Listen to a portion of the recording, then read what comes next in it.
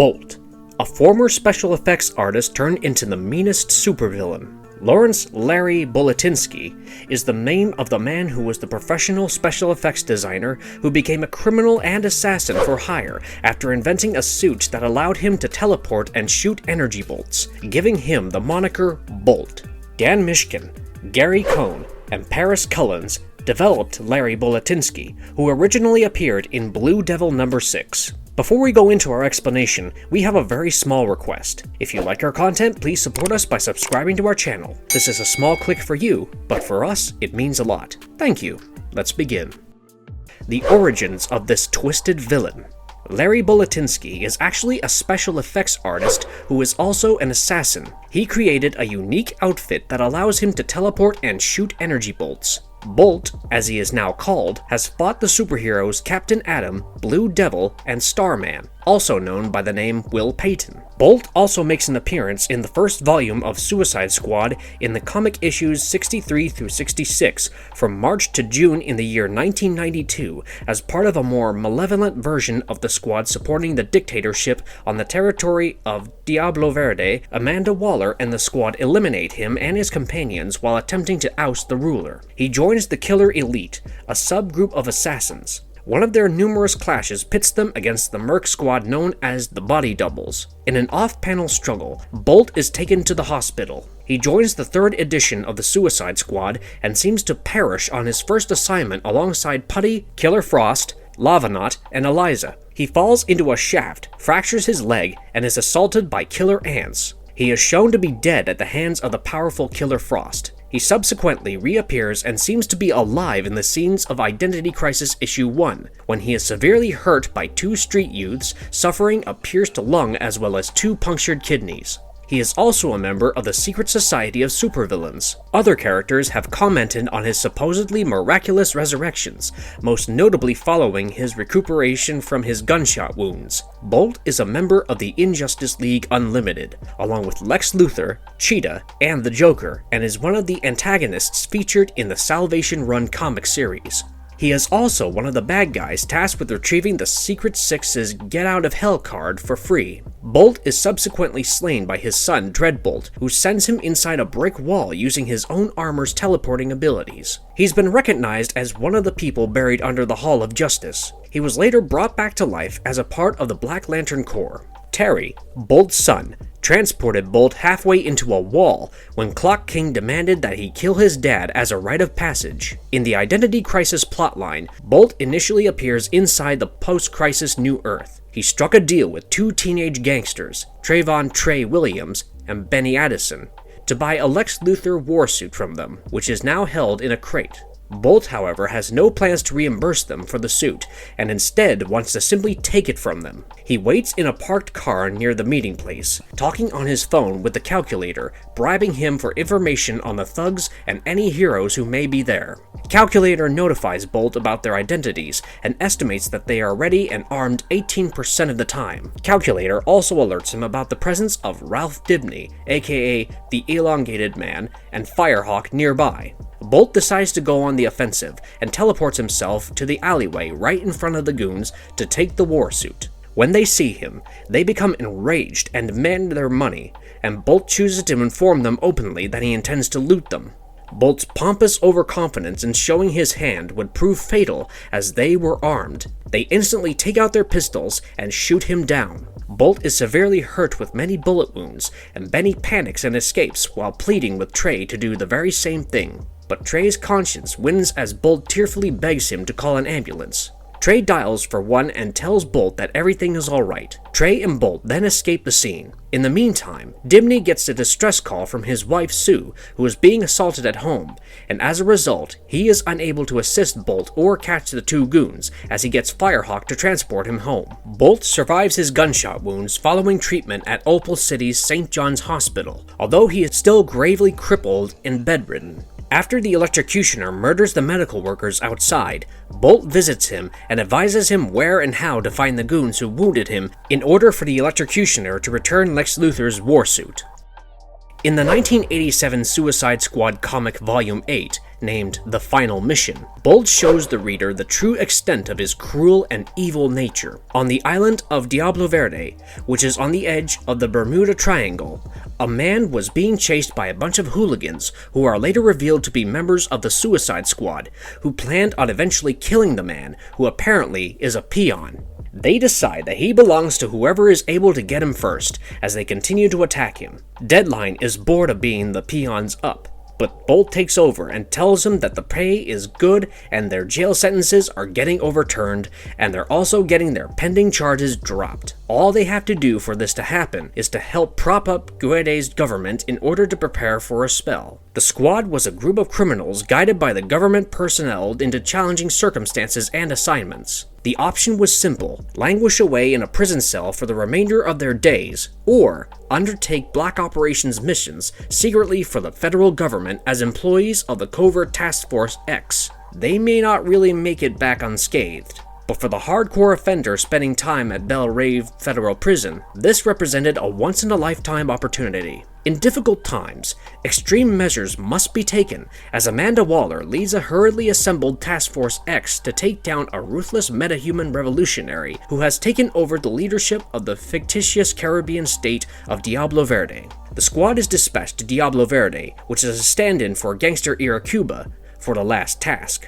As the intimidating force of a ruthless ruler, a gang of supervillains works there. Around the midway point of his run, Ostrander, the author of Suicide Squad, stepped back and reshuffled the deck. Bolt is a more important character in this installment of the Suicide Squad storyline. In issue number 65, Bolt goes through a forest, complaining about how dark the jungle is during the day, and that he will be unable to see anything at night. Just then, a boomerang flies his way, surprising him and setting him off course. Due to this, he is able to pinpoint Captain Boomerang's location. The captain also complains about visibility down on the ground, annoyed at Amanda Waller as she didn't make proper arrangements. Suddenly, Count Vertigo appears out of the blue and tells Captain Boomerang that Amanda Waller foresaw his ineptitude, which is why she asked Count Vertigo to follow him privately. Count Vertigo attacks Bolt, due to which he falls to the ground, but just as Captain Boomerang is about to punch him square in his face, Bolt teleports himself to another location.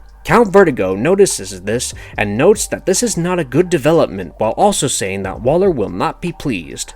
Later, towards the end of the book, we see all the villains gathered together, and Bolt tells them that he picked up Blockbuster and Sudden Death just like they asked him to, and that Deadline and Shrapnel were out of it, which is why he left them behind. In issue number 66, Poison Ivy and Bolt get into an altercation, and Poison Ivy manages to win using her extraordinary powers of seduction and turning one of Bolt's allies against him.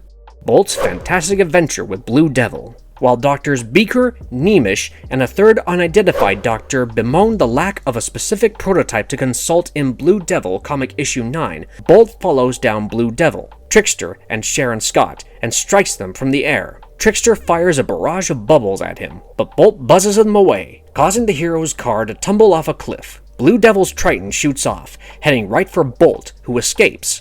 Trickster lifts Sharon and Blue Devil into the air, only to discover that one of his special Airwalker shoes is gone. Trickster struggles to hold them aloft, but Blue Devil spins and leaps onto a neighboring ledge, allowing Trickster to touch down safely with Sharon. Blue Devil gets the Triton back once more. Bolt then teleports himself to the location of the three scientists and hands them Trickster's lost shoe, which he discovered in the wrecked car shelter. He also discloses that he knew Dan Cassidy due to his reputation. The scientists dispatch Bolt as well as the special shoe to the testing location, and when he goes, they debate if Bolt is an even greater danger to them than the superheroes. They resolve that Bolt should never discover the truth. Trickster and Blue Devil converse in a hotel as Sharon relaxes in the hotel pool. Blue Devil saves Sharon from the pool's diving board during what appears to be an earthquake. They must have been testing the apparatus, says the Trickster. Following the rescue of Sharon, Blue Devil wants an explanation, and Trickster informs them that he wants a member working for a super-secret criminal enterprise, so new that it was yet to be named,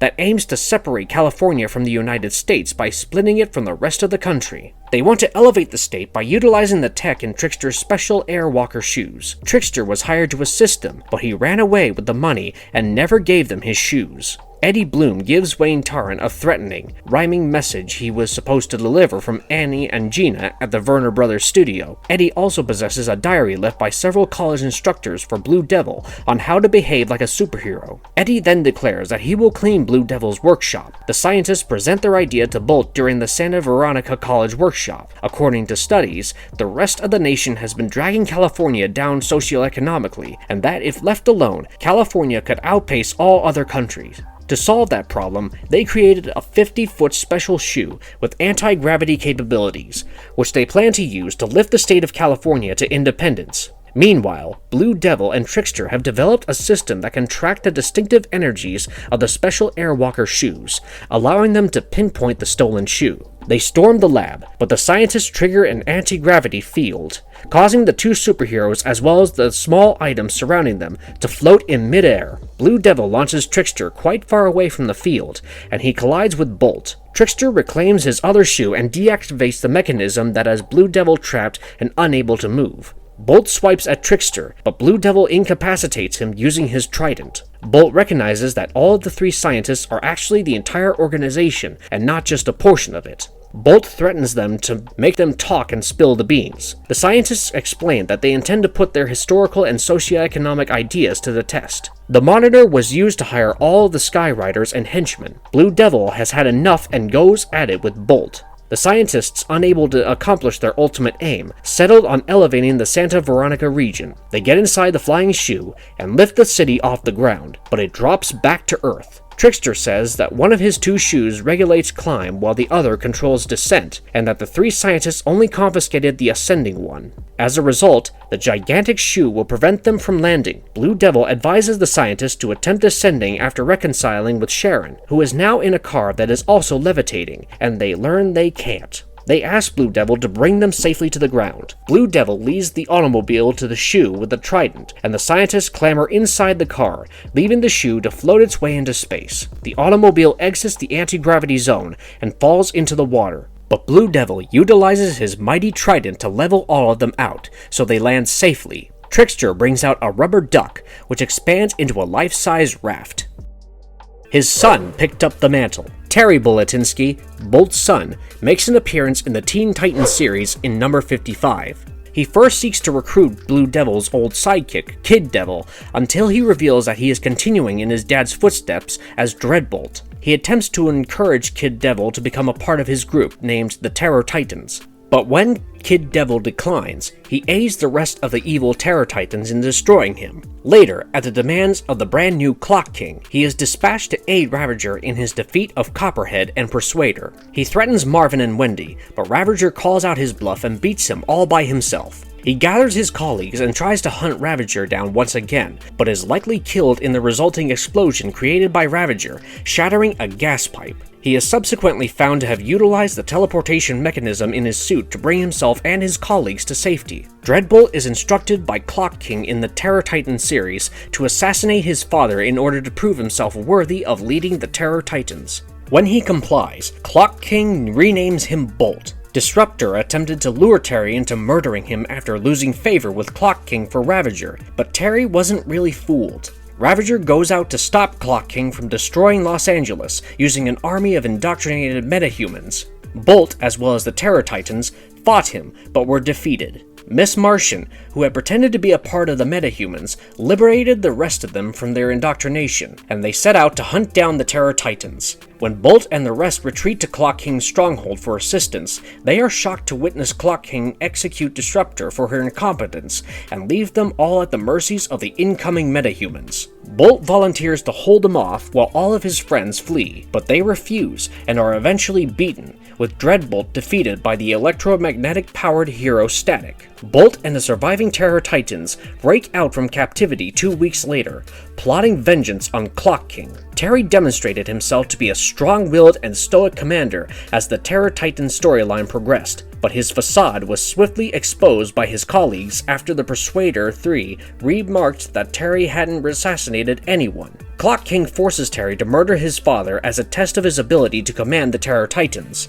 Terry battled his dad and ended up murdering him, cutting him in two or forcing him against a wall. The comic was not entirely clear in terms of how Terry succeeded in murdering him, but he did anyway. Terry has now taken over as the new Bolt. Terry is a quiet person by nature. He takes commands very well, yet he may not appreciate the directives that are issued to him. He has proved to be a merciless murderer in Terror Titans number 3, much like the rest of the members of the squad. Terry and the members of his crew walk to the stadium to witness Ravager's fight against Static. They are all astonished by his abilities, albeit Angelica, also known as Disruptor, distracts him during the match by talking about how the fight affected her. He and the other members of the squad departed the stadium after she was defeated, and Terry went back to his room. Terry starts drinking, grieving the death of his dad, and questioning his behavior. Angelica, clothed in her lingerie, interrupts him and begins drinking along with him. They talk about their roles within the Terror Titans. Angelica then begins to woo Terry after drinking a couple more shots. They eventually use Clock King's tech to teleport themselves to a beachfront where they would most likely sleep together. Following that,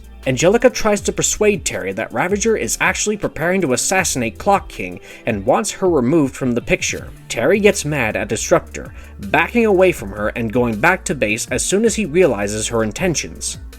What makes Bolt such a powerful character? Larry Boletinsky is a superb assassin and special effects expert. He can teleport small distances instantly thanks to a unique outfit he invented. In addition, the suit has an explosive blaster that may be utilized as a weapon. Terry's outfit has the same powers as his. He also possesses the power of electrical engineering, which is sometimes referred to as electronic science. This term refers to his ability to employ methodologies, theories, and a general understanding of devices such as resistors, semiconductors, inductors, capacitors, nanostructures, and vacuum tubes. He can use these devices to gain power or obtain new information. Although Bolt is not as well known as other popular DC characters, he still is undoubtedly one of the most compelling characters, with his life story being full of tragedy and drama due to his son's betrayal. His intelligence makes him an extremely powerful and formidable foe, and he is certainly not someone you'd want to mess around with. He is strong, intelligent, creative, inventive,